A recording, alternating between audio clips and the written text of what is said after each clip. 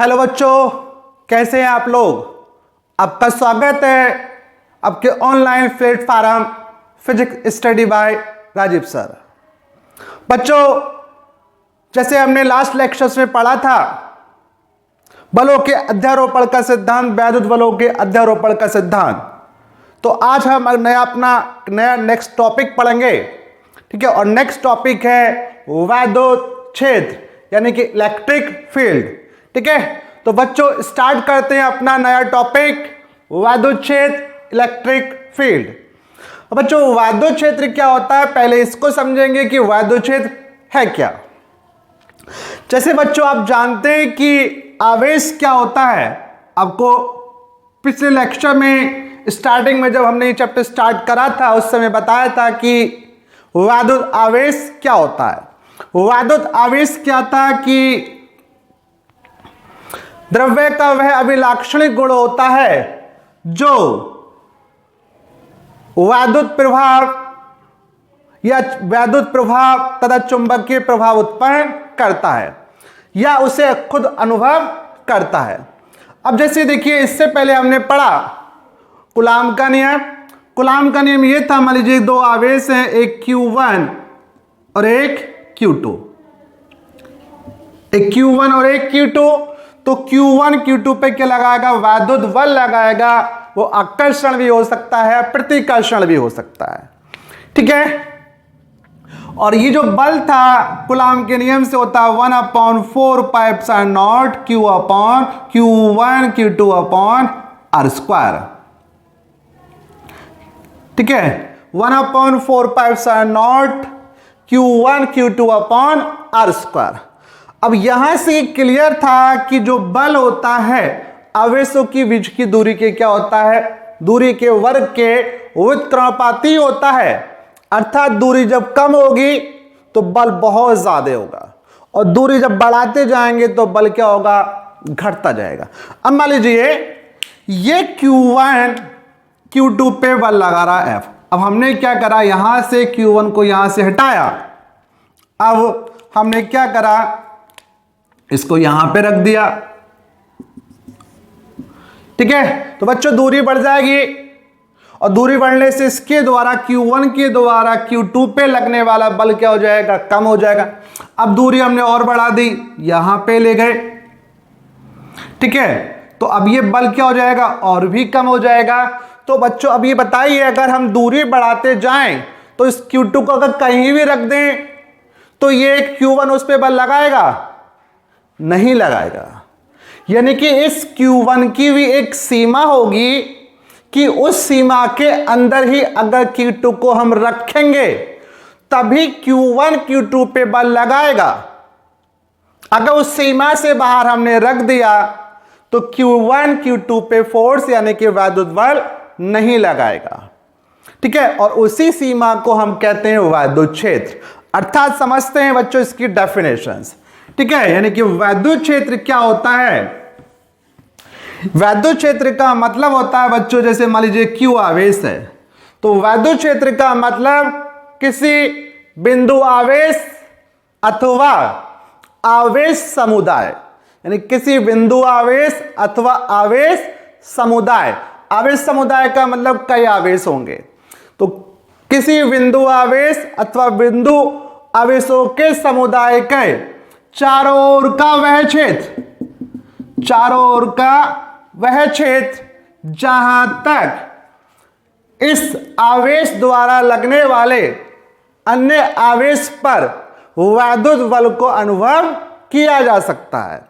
यानी किसी आवेश अथवा आवेश समुदाय के चारों ओर का वह क्षेत्र, अगर उस क्षेत्र में हम किसी अन्य आवेश को रखें तो वह वैद्युत बल को अनुभव करे, तो उस क्षेत्र को, इस आवेश का अथवा आवेश समुदाय का वैद्युत क्षेत्र कहते हैं।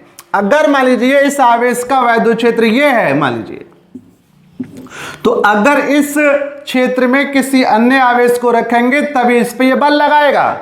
अगर हमने इससे बाहर रख दिया तो ये आवेश बल नहीं लगाएगा, यह आवेश इस अन्य आवेश पे बल नहीं लगाता है, तो इसी क्षेत्र को कहते हैं हम वैद्युत क्षेत्र। जैसे बच्चों देखिए इसमें बहुत सारे एग्जाम्पल भी होते हैं। जैसे आपने देखा होगा कि जो हमारी पुलिस होती है उसका भी एक क्षेत्र होता है। अगर कोई क्राइम होता है उसके क्षेत्र से बाहर होता है तो वो पुलिस वर्क नहीं करती, वहां पे दूसरी पुलिस वर्क करती है। जैसे आपने आजकल बहुत सारे घोटाले देखे होंगे कि जो लोग अमीर होते हैं घोटाला करके विदेश भाग जाते हैं, तो हमारी पुलिस इसको नहीं पकड़ पाती। क्यों नहीं पकड़ पाती? क्योंकि जो हमारी पुलिस है, हमारे देश की पुलिस है, उनका भी एक क्षेत्र है। उसी क्षेत्र में अगर क्राइम होगा तो पकड़ेंगे, अगर क्षेत्र से बाहर नहीं होगा तो उसको नहीं पकड़ेंगे। ठीक है, तो वैद्युत क्षेत्र क्या होता है बच्चों? वैद्युत क्षेत्र का मतलब यानी किसी आवेश अथवा आवेश समुदाय। ठीक है, डेफिनेशन लिखते हैं, यानी कि किसी आवेश अथवा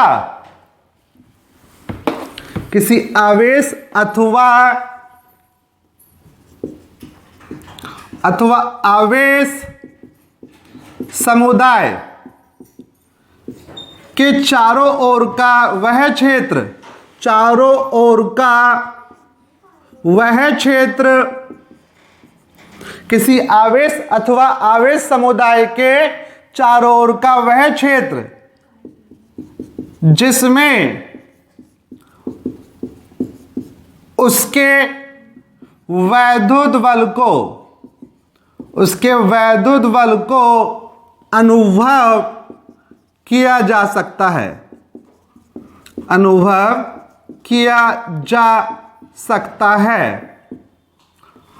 उस आवेश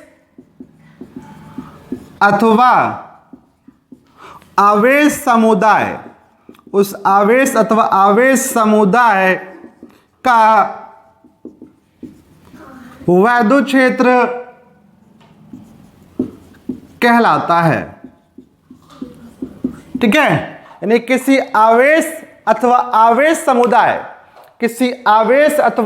समुदाय के चारों ओर का वह क्षेत्र जिसमें उसके वैद्युत बल को अनुभव किया जा सकता है, यानी कि वह आवेश जो बल लगाएगा अन्य आवेश को रखने पर उस बल को अनुभव किया जा सकता है, उस आवेश अथवा आवेश समुदाय का वैद्युत क्षेत्र कहलाता है।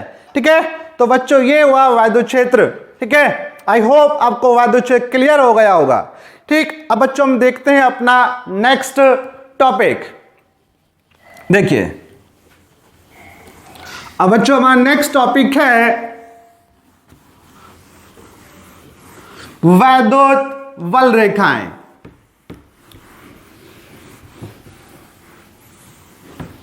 नेक्स्ट टॉपिक है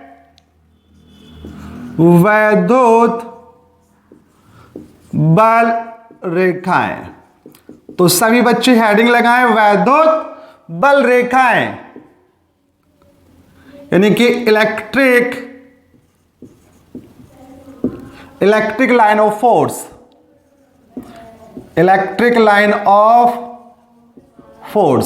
यानी कि वैद्युत बल रेखाएं, इलेक्ट्रिक लाइन ऑफ फोर्स। अब बच्चों देखिए वैद्युत बल रेखाएं क्या होती है। जैसे मान लीजिए यहां पे हम देखें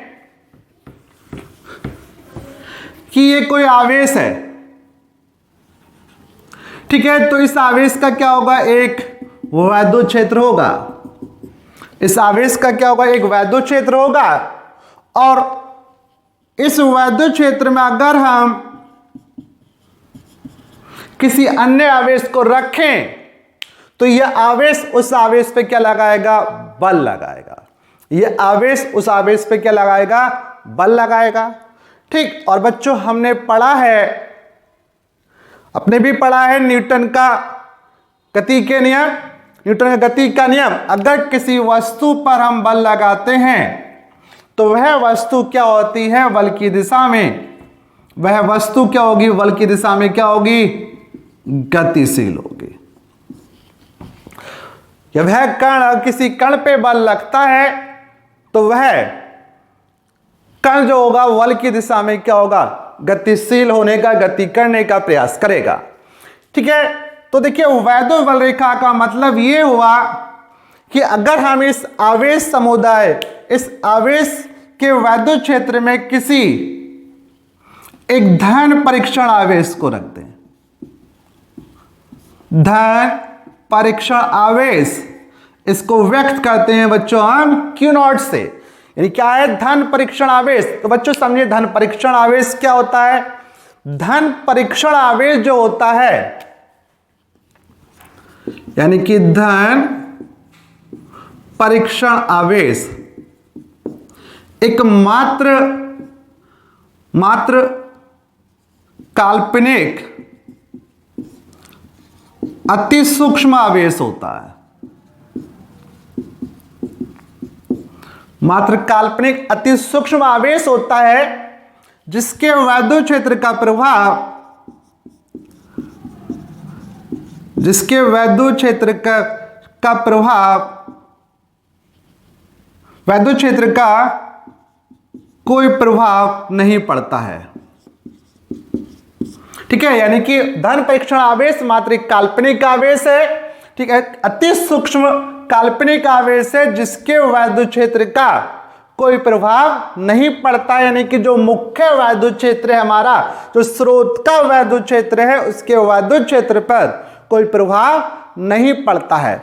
यानी कि जो वैद्युत आवेश है उसके प्रभावों की व्याख्या करने के लिए एक काल्पनिक आवेश की कल्पना की जाती है, एक आवेश की कल्पना की जाती है, अति सूक्ष्म आवेश की कल्पना की जाती है। उसी को बच्चों हम कहते हैं धन परीक्षण आवेश, और इसको व्यक्त करते हैं बच्चों किससे? Q नॉट से। किससे व्यक्त करते हैं? Q नॉट से व्यक्त करते हैं। ठीक है, अब देखिए बच्चों, जब हमने इस मुख्य वैद्युत क्षेत्र में एक धन परीक्षण आवेश को रखा, तो अब यह आवेश इस पे क्या लगाएगा? बल लगाएगा। अब जब बल लगेगा तो ये आवेश क्या करेगा? बल की दिशा में, मान लीजिए धनावेश था तो इस पे प्रतिकर्षण बल लगेगा और ये इस बल की दिशा में गति करने का प्रयास करेगा। ठीक है, तो इससे अब जिस दिशा में, जिस पथ पे ये गति करेगा, उसी पथ को हम इस आवेश की वैद्युत बल रेखा कहते हैं। अर्थात किसी वैद्युत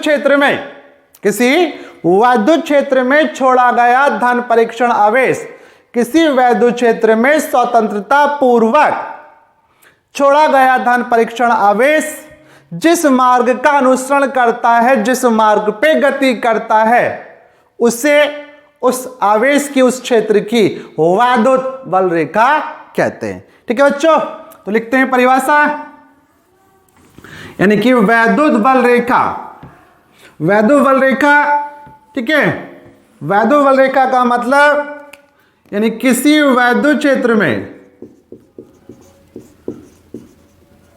किसी वैद्युत क्षेत्र में छोड़ा गया, किसी वैद्युत क्षेत्र में स्वतंत्रता पूर्वक, वैद्युत क्षेत्र में स्वतंत्रता पूर्वक छोड़ा गया धन परीक्षण आवेश, धन परीक्षण आवेश जिस मार्ग का अनुसरण करता है, अनुसरण करता है, उसे उस क्षेत्र की वैद्युत बल रेखा कहते हैं। उसे उस क्षेत्र की वैद्युत बल रेखा कहते हैं। जिस पथ पे, जिस मार्ग पे वो गति करेगा, ठीक है, जिस वक्र पर वो गति करेगा, उसी को उस क्षेत्र की वैद्युत बल रेखा कहते हैं। यानी किसी वैद्युत क्षेत्र में स्वतंत्रता पूर्वक छोड़ा गया धन परीक्षण आवेश जिस मार्ग का अनुसरण करता है, उसे उस क्षेत्र की वैद्युत बल रेखा कहते हैं। ठीक है बच्चों, स्क्रीनशॉट लीजिए और फिर देखते हैं कि जो वैद्युत रेखाएं होती हैं उनकी क्या क्या विशेषताएं होती हैं। ठीक है, देखिए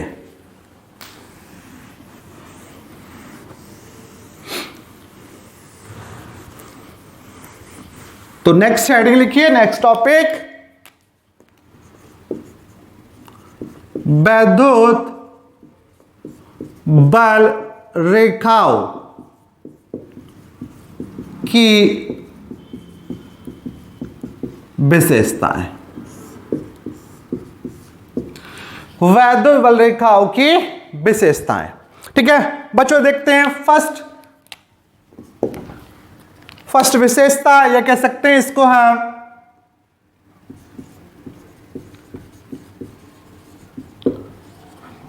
properties of electric line of force. ठीक है, अब देखिए पहली विशेषता क्या है बच्चों? पहली विशेषता यह है कि वैद्युत बल रेखाएं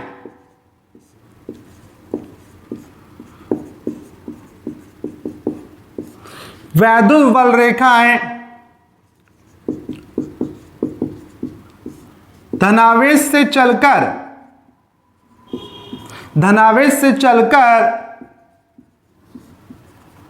ऋण आवेश पर समाप्त हो जाती हैं। ठीक है, यानी कि वैद्युत बल रेखाएं धनावेश से चलकर ऋण आवेश पर क्या होती हैं? समाप्त। धनावेश से स्टार्ट होंगी और ऋण आवेश पर क्या होती हैं? समाप्त। या इसको हम ये कह सकते हैं बच्चों की, जब मान लीजिए धनावेश है ये, तो धनावेश के कारण वैद्युत बल रेखाएं दूर की ओर होती हैं और ऋणावेश के कारण, ये कोई ऋणावेश है तो ऋणावेश की रेखाएं, ऋणावेश के कारण वैद्युत बल रेखाएं जो होती हैं वो पास की ओर होती हैं। यानी कि वैद्युत बल रेखाएं धनावेश से दूर जाती हैं और ऋणावेश की ओर आती हैं। ठीक है, अगर अब यहां पे देखिए कि वैद्युत बल रेखाएं धनावेश से चलकर ऋणावेश पर समाप्त हो जाती है। ठीक है, अगर आवेश विलगित है, एक अकेला आवेश है, तो अकेले आवेश धनावेश के कारण ये क्या होंगी? अनंत पे समाप्त होंगी, और ऋणावेश के कारण आवेश की ओर आ रही हैं तो ये कहां से मान जाती है? कि अनंत से आ रही हैं। ठीक है, तो बच्चों ये हो गई पहली विशेषता कि धनावेश के कारण जब वैद्युत बल रेखाएं धनावेश से चलकर ऋणावेश पर समाप्त हो जाती हैं, अर्थात धनावेश के कारण वैद्युत बल रेखाएं दूर की ओर होती हैं और ऋणावेश के कारण पास की ओर होती है। ठीक है, अब बच्चों देखते हैं अपनी सेकंड विशेषता। सेकंड विशेषता है कि वैद्युत बल रेखाएं खुले वक्र होती हैं। यानी वैद्युत बल रेखाएं बच्चों कैसे वक्र होती है? खुले वक्र होती है। खुला वक्र क्या होता है इसको समझिए। जैसे मान लीजिए हमने वक्र बनाया,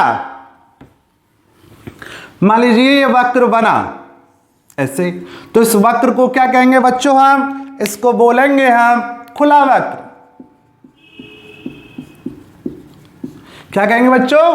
खुला वक्र। और मान लीजिए अगर वक्र ऐसे बन रहा है कि जिस पॉइंट से हमने शुरू करा है वक्र बना है और वापस घूमकर उसी पॉइंट पे आ गए, यानी कि जहां से हमने प्रारंभ करा था अंत भी वहीं पे हो रहा है, तो ये वक्र कहलाएगा वंद वक्र। क्या कहलाएगा? वंद वक्र कहलाता है। ठीक है, अब देखिए जो वैद्युत बल रेखाएं होती हैं वो क्या होती हैं? खुले वक्र होती हैं। खुले वक्र का मतलब ये हुआ कि चूंकि हम जानते हैं कि वैद्युत बल रेखाएं धनावेश से चलेंगी और ऋणावेश पे क्या हो जाती हैं? समाप्त हो जाती हैं। अर्थात धनावेश से स्टार्ट हुई और समाप्त किस पे हो गई? ऋणावेश पर। यानी कि ऋणावेश से वापस धनावेश पर नहीं आती हैं। धनावेश से चली और ऋणावेश पर समाप्त हो गई, वापस ऋणावेश से धनावेश पर नहीं आ रही है। तो ये जो वक्र बन रहा है बच्चों कैसा बन रहा है? खुला वक्र बन रहा है। तो इसलिए हम ये कह सकते हैं कि वैधोवल रेखाएं खुले वक्र होती है। ठीक है, अब बच्चों आपके दिमाग में एक सवाल ये भी उठ रहा होगा कि ये इनका यूज क्या, हम कैसे क्यों पढ़ रहे हैं। तो बच्चों जैसे आपको अभी वैद्युत क्षेत्र के बारे में बताया, तो किसी स्थान पर जो वैद्युत क्षेत्र की जो व्याख्या की जाएगी, किस स्थान पर वैद्युत क्षेत्र कम है ज्यादा है, उसकी दिशा क्या है वैद्युत क्षेत्र की, क्योंकि वैद्युत क्षेत्र जो है एक सदिश राशि है। वैद्युत क्षेत्र क्या है, एक सदिश राशि है। तो ये सब जो एक्सप्लेन किया जाता है वह वैधोवल रेखाओं के आधार पर ही एक्सप्लेन किया जाता है। ठीक है बच्चों, तो ये हो गई दूसरी विशेषता की वैधोवल रेखाएं खुले वक्र होती हैं। ठीक है, नेक्स्ट देखते हैं अगली विशेषता वैधोवल रेखा की। अब देखिए तीसरी विशेषता है कि वैद्युत बल रेखा के किसी बिंदु पर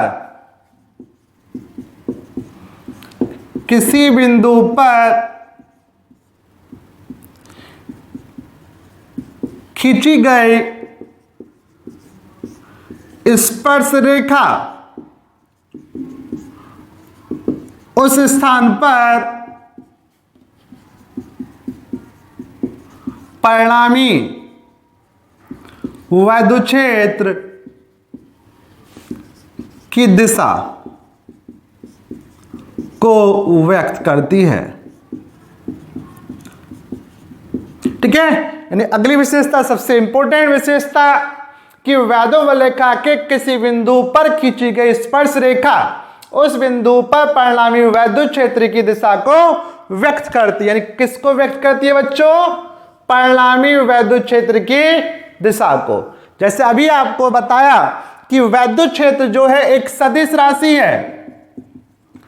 कैसी राशि बच्चों, सदिश राशि है, तो इसकी दिशा भी होगी, और दिशा जो व्यक्त की जाती है किसके आधार पे, वैधोवल रेखा के द्वारा व्यक्त की जाती है। तो अगर किसी स्थान में वैधोवल रेखाएं हैं, वैधोवल रेखाएं खींची गई हैं, तो वैधोवल रेखा के किसी बिंदु पर खींची गई जो स्पर्श रेखा होगी उस स्थान पर परिणामी वैद्युत क्षेत्र की दिशा को व्यक्त करती है। जैसे मान लीजिए ये कोई वैधोवल रेखा है, सपोज करो ये कोई वैधोवल रेखा है। अब यहां पे अगर हम कोई स्पर्श बिंदु ले लें, मान लीजिए यहां पे कोई बिंदु हमने मान लिया P, तो इस बिंदु पर जो स्पर्श रेखा खींची जाएगी यही व्यक्त करेगी वैद्युत क्षेत्र की दिशा। यानी इस बिंदु पर जो स्पर्श रेखा होगी यहां पर परिणामी वैद्युत क्षेत्र की दिशा को व्यक्त करेगी। जैसे मान लीजिए सपोज हमने यहां पे कोई बिंदु ले लिया, तो इस पे खींची गई जो स्पर्श रेखा होगी वो किसको व्यक्त करेगी बच्चों, वैद्युत क्षेत्र की दिशा को व्यक्त करेगी। ठीक है, तो अब देखते हैं अपना नेक्स्ट विशेषता। अब देखिए बच्चों अगली विशेषता क्या है, अगली विशेषता हमारी यह है कि दो वैद्युत बल रेखाएं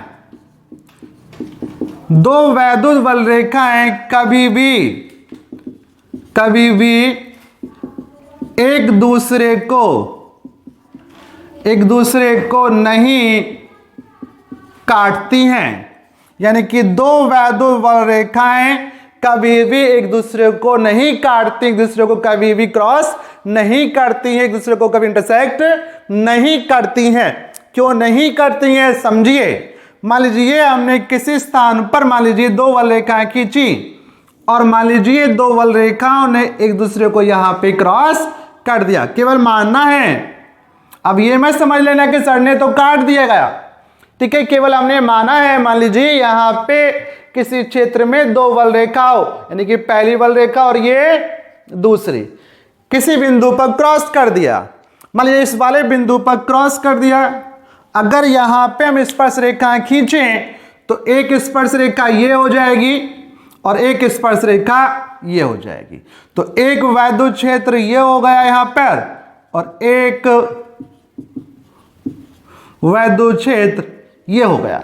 अर्थात एक ही स्थान पे दो परिणामी वैद्युत क्षेत्र हो गए, और एक ही स्थान पे दो परिणामी वैद्युत क्षेत्र यानी कि एक ही स्थान पर दो सदिश राशियां, एक ही स्थान पर सदिश राशि की दो दिशाएं हो गई, और ऐसा कभी भी संभव नहीं है। यानी कि एक स्थान पर एक सदिश राशि की केवल एक ही दिशा होगी, दो दिशाएं नहीं होंगी। जैसे मान लीजिए बच्चों, जैसे कोई वस्तु रखी थी, अब उस पर हमने एक बल लगाया, तो क्या वो दो दिशाओं में गति करेगी? नहीं, एक ही दिशा में गति करती है, अर्थात एक ही दिशा होती है। इसलिए यहां पर दो वैद्युत क्षेत्र संभव हो रहे हैं क्रॉस करने पर। इसका मतलब यह हुआ कि यहां पर दो वैद्युत क्षेत्र होने चाहिए, लेकिन जो कभी भी संभव नहीं है। तो यह स्पष्ट है कि वैद्युत बल रेखाएं कभी भी एक दूसरे को नहीं काटती हैं। ठीक है, तो बच्चों देखते हैं अपनी अगली विशेषता।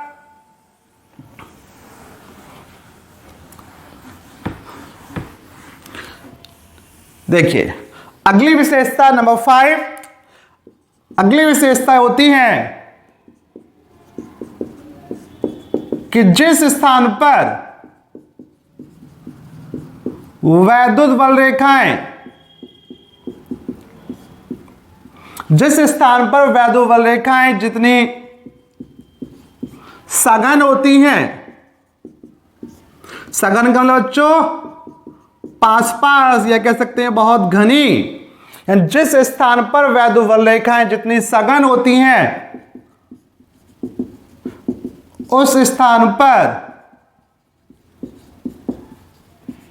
वैद्युत क्षेत्र उतना ही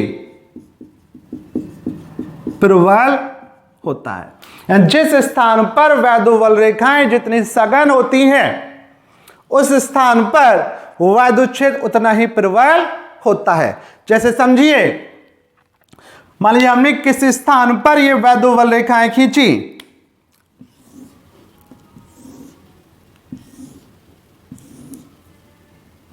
ये किस स्थान पर वैद्युत बल रेखाएं खींची गई हैं।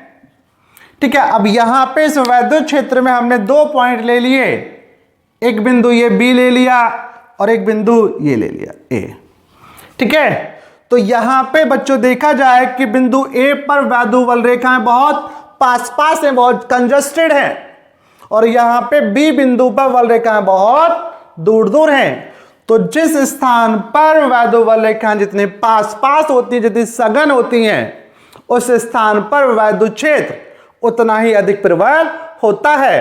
अर्थात हम कह सकते हैं यहां पे बिंदु ए पर जो वैद्युत क्षेत्र होगा, यानी कि बिंदु ए पर वैद्युत क्षेत्र की जो प्रबलता होगी वो वी बिंदु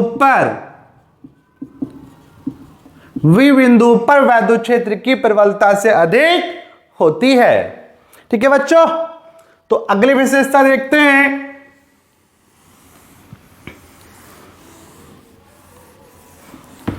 देखिए बच्चों, अगली विशेषता यह है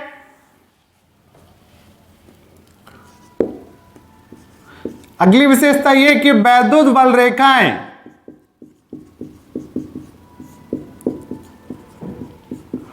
जहां से चलती हैं और जहां पर समाप्त होती हैं, दोनों जगह पृष्ठ के लंबवत होती हैं। ठीक है बच्चों, यानी अगली विशेषता यह कि वैद्युत बल रेखाएं जहां से चलती हैं, जहां से प्रारंभ होती हैं और जिस स्थान पर जहां पर समाप्त होती हैं, दोनों जगह कैसी होती है बच्चों? पृष्ठ के लंबवत होती हैं, पृष्ठ के लंबवत होती हैं, अर्थात 90 अंश के कोण पर आती हैं। जैसे मान लीजिए अगर यहां पे हमने प्लेट ले ली धनावेशित, अगर इसकी हम वैद्युत बल रेखाएं खींचें तो ये धनावेशित है, और धनावेश के कारण वैद्युत बल रेखाएं क्या होती हैं बच्चों?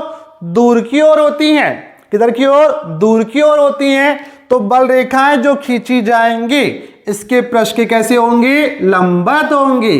कैसे होंगी बच्चों, लंबवत होंगी, अर्थात 90 अंश के कोण पे निकलेंगी। ठीक है, तो बच्चों कि वैद्युत बल रेखाएं जहां से चलती हैं और जहां पर समाप्त होती हैं दोनों जगह पृष्ठ के लंबवत होती हैं। ठीक है बच्चों, अब देखते हैं अगली विशेषताएं।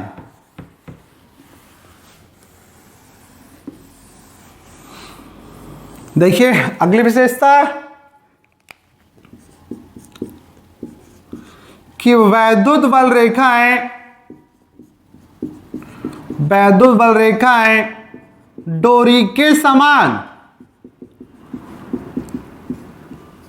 डोरी के समान लचकदार होती हैं। यानी कि वैद्युत बल रेखाएं डोरी के समान कैसी होती हैं बच्चों, लचकदार होती हैं। और लचकदार होने के कारण ही इसलिए हम कह सकते हैं, इसलिए विजातीय आवेशों में आकर्षण होता है।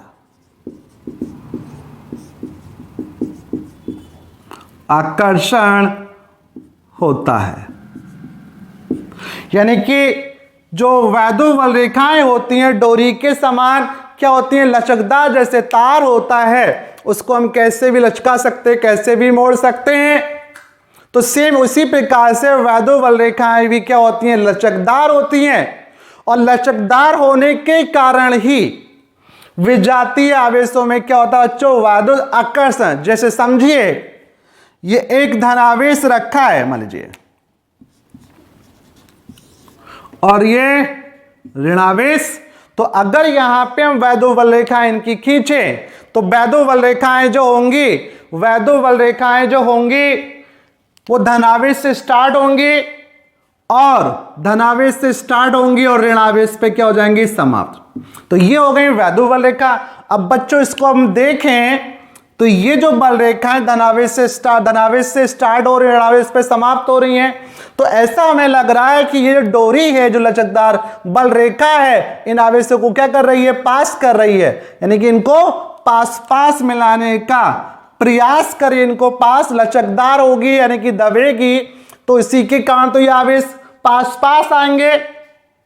ठीक है, जैसे तार है, तार को हमने ऐसे ले लिया, ठीक है, तार है तो उसको अगर दबाएं ऐसे तो इसका मतलब ये लचकदार है, और इसके कारण ऐसा लग रहा है कि ये जो तार है ये इनको आवेश को क्या कर रहा है, पास लाने का प्रयास कर रहा है। तो हम ये कह सकते हैं कि वैद्युत बल रेखाएं डोरी के समान लचकदार होती हैं, इसलिए ही विजातीय आवेशों में वैद्युत आकर्षण लगता है। ठीक है, अब देखिए इसी प्रकार अगली विशेषता कि वैद्युत बल रेखाएं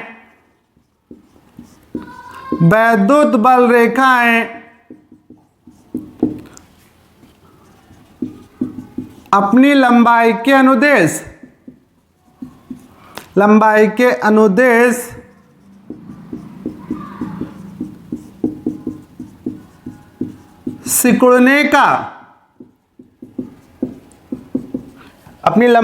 अनुदेश सिकुड़ने का प्रयास करती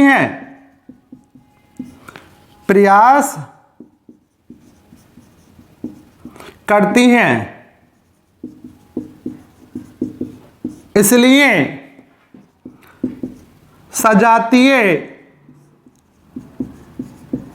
सजातीय आवेशों में वैद्युत